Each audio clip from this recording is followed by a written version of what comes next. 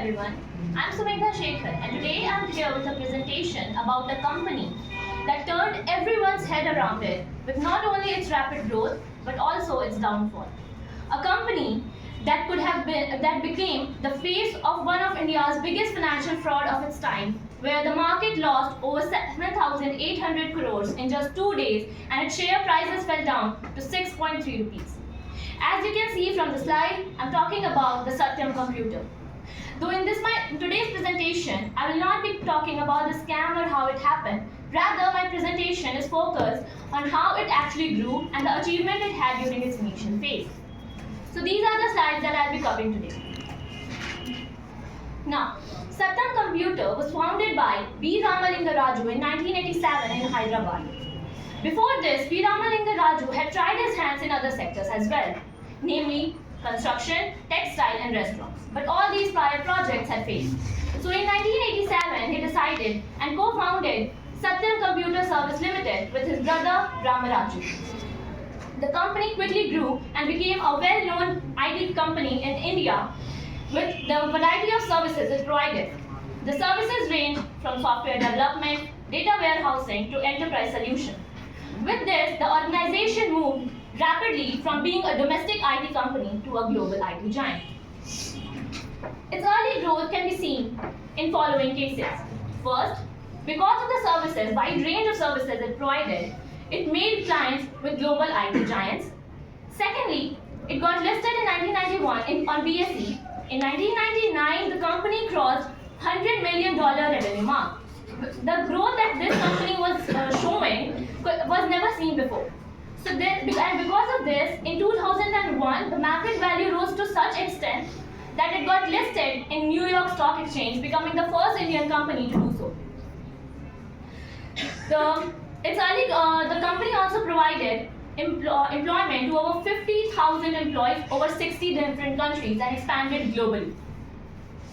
So these were the services that the company provided, because of which it became a well-known, a key company in the global IT and BPO sector.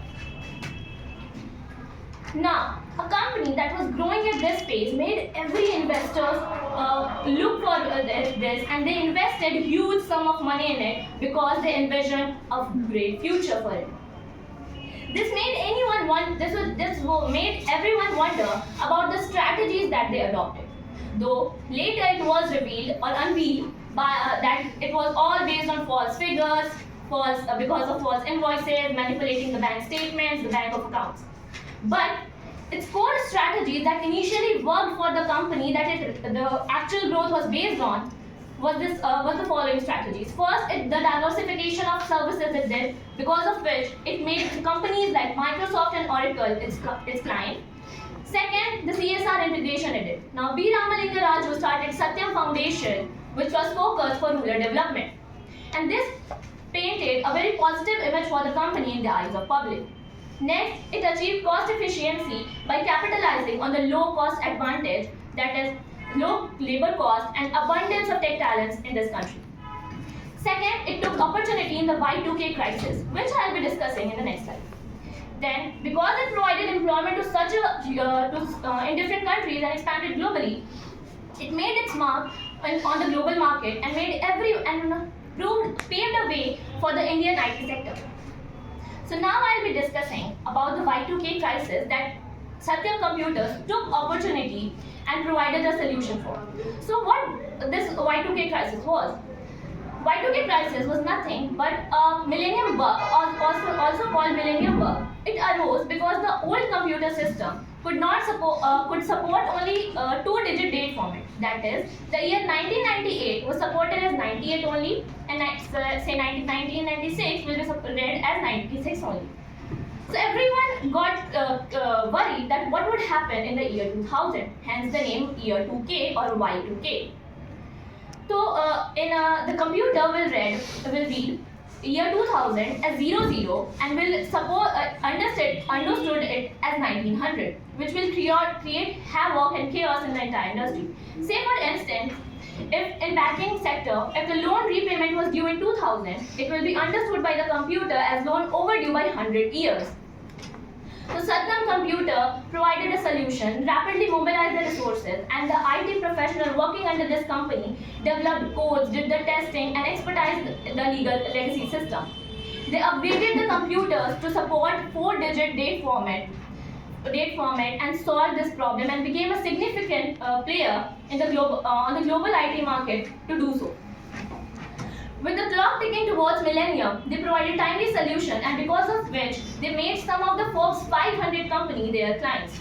And this was the starting of the made everyone look towards India as a rising IT hub. So with this, the company achieved quite a lot, the rapid growth, global recognition, and also in 2006, B. Ramalinga Raju was named earnest and the youngest entrepreneur of the year. And in 2008, the company won Golden Peacock Award for corporate governance, which is ironic because soon or a year later it was found out that it was because of the poor corporate governance or faulty corporate governance that the company was able to hide behind such a big scam. So what did change for the company that was growing so brightly, that was growing at a pace that no company of India had ever seen? So by this Y2K crisis or after Y2K crisis that they solved this problem, this success was very short-lived, as many companies in India and the global market, with coming of many IT companies, the competition increased, and initial plan, and since the figure or the actual figure, there was huge gap between the actual and fake figures. B. Ramalinga Raju had planned to cover this gap with the revenue that he will generate from the investment he had done in the real estate. From his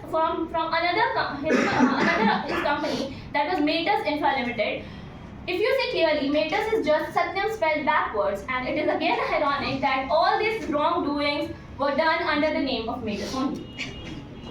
So his plan of covering this gap with the revenue from earning of the real estate failed because of the market crash in 2008.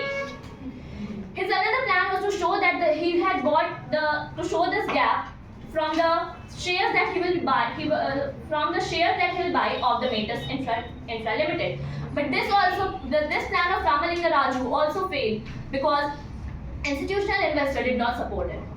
So in 2009, the gap becomes so huge between the actual and fake figures that Ramalinga Raju came clean and accepted his wrongdoings. So after the scam was unfolded, the Satyam Computers was acquired by Tech Mahindra at 58 rupees per share. So in conclusion, all I can say that a company that could have become the face of Indian IT industry, a company that rose like a rocket, crashed to the ground like a meteoroid only because of its faulty governance and greed of its founder. Thank you very much, and thank you for listening.